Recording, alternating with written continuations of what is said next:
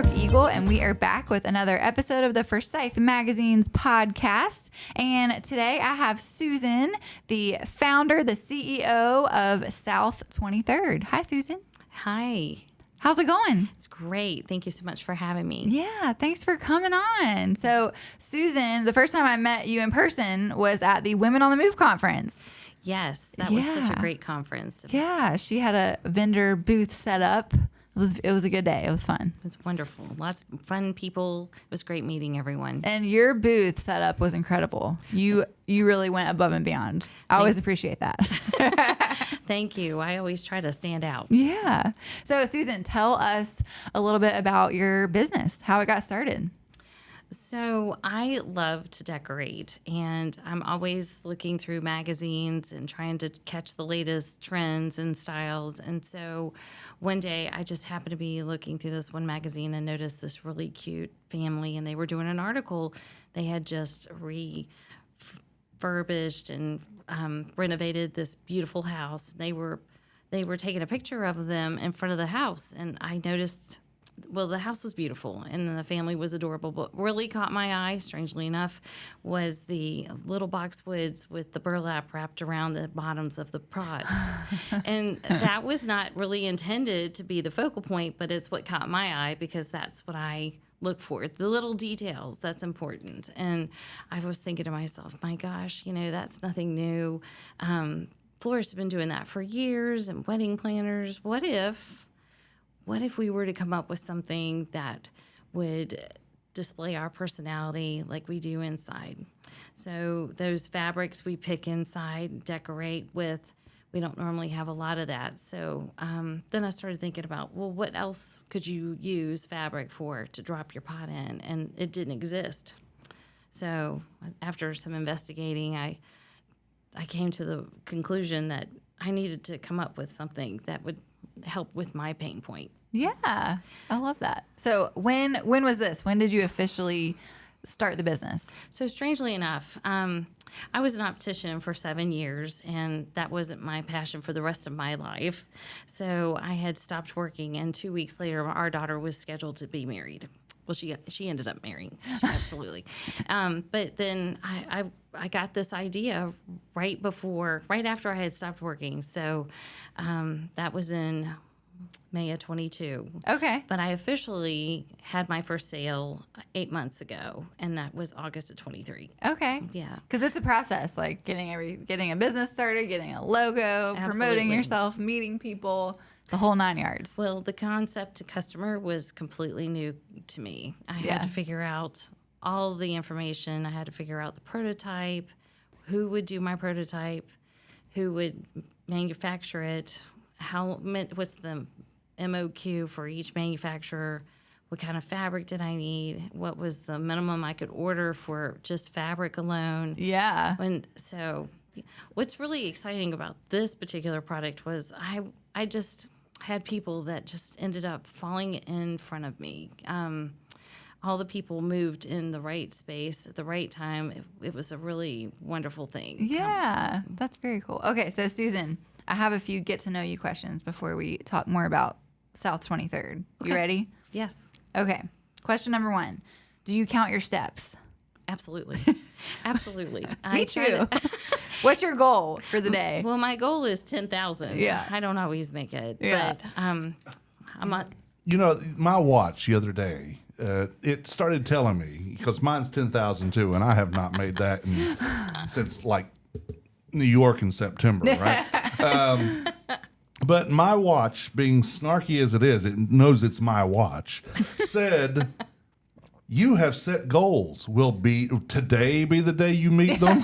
Oh, my. And I'm like, did you just really ask me? And then it asked me again this morning. That's funny. That's not a good I don't know where I heard it, but I heard somewhere that because my goal is also 10,000, but I heard somewhere that is like a big marketing scheme from years ago that really, if you're hitting like over 5,000 or 6,000, then you're 6,000 is truly what your goal should be. Yeah. I don't make that either. But really? Yeah. I mean, I do podcasts all day long. That's true. That's true. This time of year, I can hit it because I take the dogs on walks and it's warm outside. But when it's freezing cold, no. It's tricky. Yeah. Absolutely. Yeah. Well, glad that you count your steps. Oh, Okay. absolutely. Next question. Would you rather have unlimited sushi for life or unlimited tacos for life? Oh, well, I really love both of those, but I think tacos. Yeah. Yeah, I'm a big fan I feel of like shrimp tacos. you would get sick of sushi faster, I feel like. Well, you can put sushi on tacos. Oh, there you go. So you could have the best of both worlds. Best of That's both right. worlds. Yeah. Absolutely. That's Literally, right. you got shrimp tacos, you got steak tacos, chicken tacos. You can get all the meat. It's That's perfect. right. Okay. What is something that I would never guess about you? What would you never guess? I don't. That's a tough question. I don't know if I can answer that either. It is a tough question. Well, let's see. This is going to date me. So my junior college used to have something called May Court, and I was on the May Court. You're nominated by your faculty and voted by your students. So I made the court. There you go. That's cool. Yeah, well, that's the only thing. That comes to mind. I like it. Okay, what is something that you hate but you wished you loved? Could be an activity, a food, a Social person, media. social media. Social media. That's a great answer. It is always a challenge to just come up with something that's creative, that's going to really support what I'm trying to share. Yeah, well, and especially as a small business owner, it's a necessary evil, It is. unfortunately. Yes. Yes, absolutely. Yeah, well, I know for me, hiring out or delegating out social media, we hired somebody to take it over a few years ago, and that was one of the best business decisions that I've ever made. But it takes time to get to the point where you can do that. But it's amazing not to have to, focus so much time on it. Absolutely. Absolutely. And just becoming proficient and knowing what you're doing. Well, and it constantly changes. Right when you learn it, they change it again. I know it. If I could catch on to a couple of things. And I'm a little late in the game with that because for years before I started this business, and you can ask my family, I never posted about birthdays or any. I never looked at Facebook. And then 8 months ago, it became imperative. Yeah. That's where my followers, that's where my clients, my customers were going to hang out. Yeah. They want to see. Yeah, it's true. People love to get to know the face behind the business. That's why we do the podcast. Yes. People are nosy. They like to see all the behind the scenes things. Absolutely. And then I've been working with a branding consultant, and she said that I needed to make sure that I was relatable. So I've been putting my face in front of the camera a lot more recently, and that's always tricky. Yeah. 'Cause after several takes with the Lumicube, That's but funny. it's a good time. Well, and it just takes practice. My mom does the LKN magazine, and she started these magazines, but she moved to Lake Norman, and I've always been the social media person as far as like being the face or whatever. She just doesn't like doing it. And I'm like, Mom, you got like this now LKN is your thing. You gotta do it. You gotta, show your face. And she's like, I'm just not good at it. And I'm like, you gotta practice it. It doesn't just come natural the first time. You gotta like keep at it. It does feel like you're forcing it a little bit, but then I think You just get better and better at it, slowly but surely, just like any skill, I can't imagine being a newscaster. Oh, me neither. That does not sound like a fun job. Not only the getting up early, but getting up early and having to like have a full face of makeup. No, absolutely not. I do a nice job with that. That's one job I don't think I will take on. When you were growing up, what was your dream job? What did you want to be when you grew up? Oh, well, I don't know. I always thought I didn't really have like something that I just put up way up there. Yeah. My grandmother was the controller of 4 plants. She used to work in the varnish industry, and I always watched her walk out the door in these fancy suits. And I thought that would be really cool to be in an office and have a nice suit and a big desk. And of course, I was young and I didn't know anything about all that. But that's cool that you had that to look up to. I always loved watching her do that. Yeah. And, but then I realized what she was doing, and it had a lot to do with numbers. And I'm not an accountant. And that is Me not in neither. my wheelhouse. Yeah. So You got to know your strengths and weaknesses, that's for sure. Yeah. Oh, my goodness. So family, you said you have a daughter. I have 2 adult children. Okay. And both are married and live away. Our daughter is married to Graydon and Morgan and Graydon, and they live in Hoboken, New Jersey. Oh, wow. Both are industrial engineers from Auburn. Okay. And then our son is married to Bailey, and he's a mechanical engineer, and she is a scientist. Oh my gosh. She's actually working with some of the lab experiments on the space station with the astronauts. Wow. Yeah. So, and they're in Newmarket, Alabama. Okay. Oh man, nice and spread apart. Yeah. So vacation spots. There you go. I don't know if they see it that way, but And are you born and raised in this area, or? I actually grew up in Roanoke, Virginia. Okay. So, but my husband and I, we have lived all over the country. We started out in Richmond, Indiana, and then El Paso, Texas, then Detroit, Michigan, then Carmel, Indiana, and now here in Greensboro. Awesome. I think this is our final stop. Yeah, I was gonna say, where's next? Yeah. Well, he's with the auto industry, and that got to move us around. But it was a really great experience. It's been 30 years we've been doing this. Yeah, that's probably like good and like tough, fun but tough to move. It was tricky. It was a lot of fun. But it made it so our children, they're not afraid to do that kind of thing. You know, they're okay to see a little bit of change. Yeah. Oh, that's good because if I was born and raised here, and I don't have a reason to leave, but the thought of picking up and moving towns terrifies me a little bit. So yeah. No, it's interesting. You meet a whole nother. It was just, and we didn't just move 2 towns away. We moved across the states on country. Across the country, absolutely. Yeah, that's wild. So that was a lot of fun. But living on the border, my husband worked at the Maquilas, so he drove across the border every day for 5 years. Wow. Yeah. So he's fluent in Spanish. Very cool. Which was really interesting when I was looking for manufacturers. I ended up trying to get a prototype, and I found one that was in the interior of Mexico. And he said, "You realize we will never go see this plant if you decide to go this route." And then, unfortunately, they ended up closing. But there was another manufacturer I was working with, and they said they were a little hesitant to work with me because I didn't speak Spanish. Oh. And you're like, well, my husband does.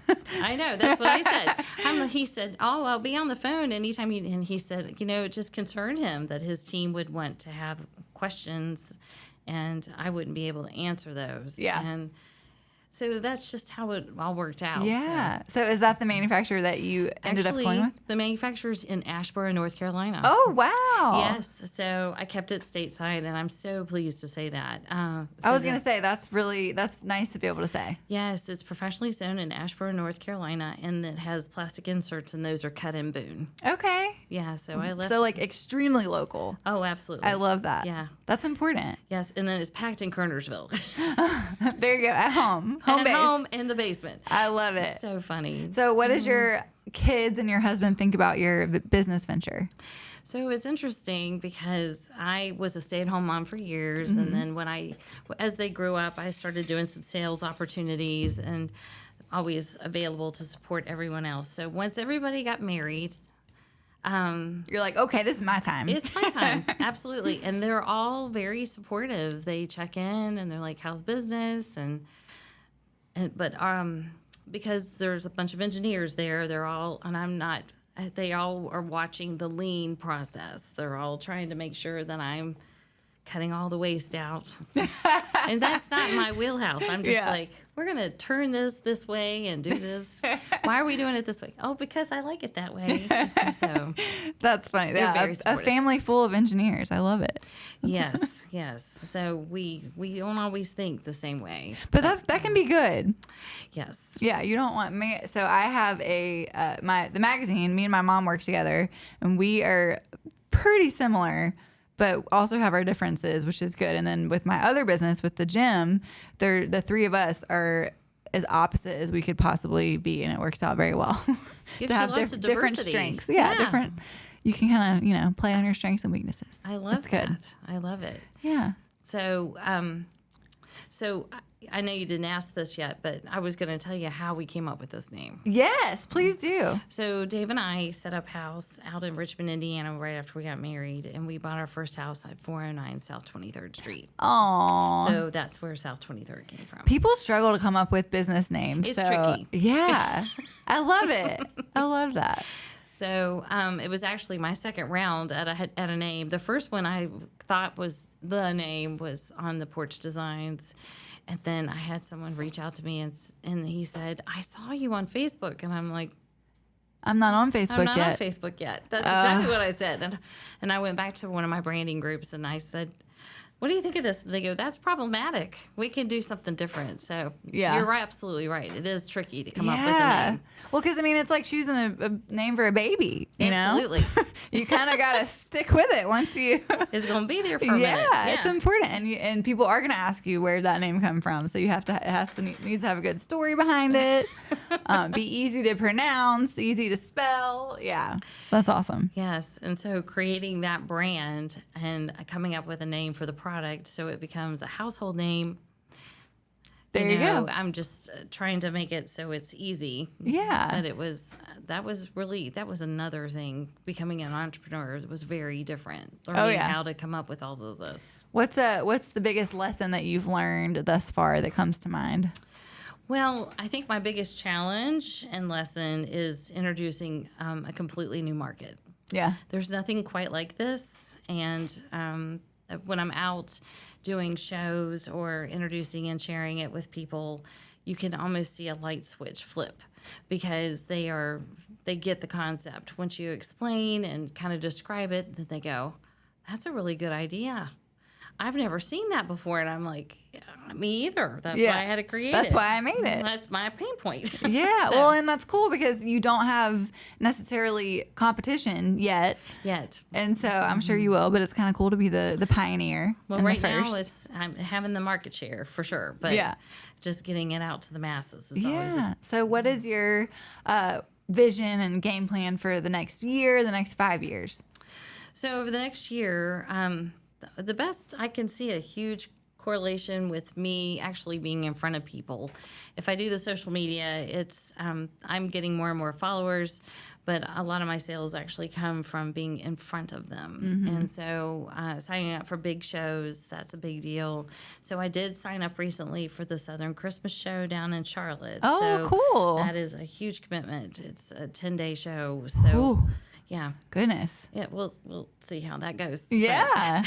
That's exciting though. Because this is pretty much my baby to rock. My husband still works full time. In fact, right now he's in China. Oh my goodness. And I just got back from Richmond, Virginia from a show. So it's I thought you were going to say I just got back from there, and then Richmond. I'm like, whoa, that's a big difference. China, Richmond. so he literally went up there, helped me set up, and then he said, I'm sorry, I have to go. See ya. So, but I was fortunate. My mom came up and helped. But it really is. And right down, through this whole thing, it's been interesting because if I didn't know how to do it, I had to figure it out. Yeah. And I remember it's patent pending. So I remember walking across the parking lot thinking to myself, I'm doing this by myself. I'm walking across the parking lot and I'm going to sign this patent paperwork. And so... How long does that process usually take? Oh, it could take anywhere from 1 to 3 years. Wow. Yeah. That's crazy. So do you have goals or a vision to eventually sell your product to bigger retail stores? Well, right now, because it is made stateside, I have to stay direct to consumer just for cost reasons. Okay. I have had some retail shops ask if they could carry it, but it's not in that position to go yet. Okay. Ultimately, I would love to see it out in boutique stores, honestly. Yeah. Because it's not going to be something that just everyone loves. Yeah, well, you don't want to necessarily see like Lowe's and Home Depot. No. Like more niche boutiques, It is like you definitely said. a niche, and that is definitely my avatar. Somebody who likes to look different, who wants something interesting, and somebody who's willing to take a chance on something that's not so everyday. Yeah. Boring. Yeah. Well, Basic. it's very admirable that you have kind of started this and learned how to do all this stuff on your own. And Thank you've you. had family support, but that you're essentially doing it yourself. That's impressive. Thank you. Thanks. Yeah. It's been a lot of fun. And, looking back, I've seen all of these quotes of if you can find your job that you are doing something fun and you love to do it, then it's not really work. And I've been blessed to be able to do that. Yeah, that's always the goal, right? Absolutely. Yeah. Yeah. If you decorate and have a good time, get paid for it. That would be There good. you go. So, Susan, how can we find South 23rd online? So I have a website, south23rd.com, and then I'm on all the socials. I have a YouTube page. It's all South 23rd. Okay, very cool. Well, we will make sure those are in the show notes so that people can just click right on that and learn more about your business. Thank you. Thank you. Yeah. I Well, appreciate it. Susan, thanks so much for coming to chat with me. Thank you for having me. This has been so much Anytime. fun. Yeah. And as always, you can find Forsyth Mags online at forsythmags.com and on social media at Forsyth Mags, MAGS. And that's a wrap for today. The views and opinions stated on this podcast are solely those of the contributors and not necessarily those of our distributors or hosting companies. This podcast is copyrighted and cannot be reproduced without expressed written consent of Forsyth Magazines Incorporated. Ooh, that's a mouthful.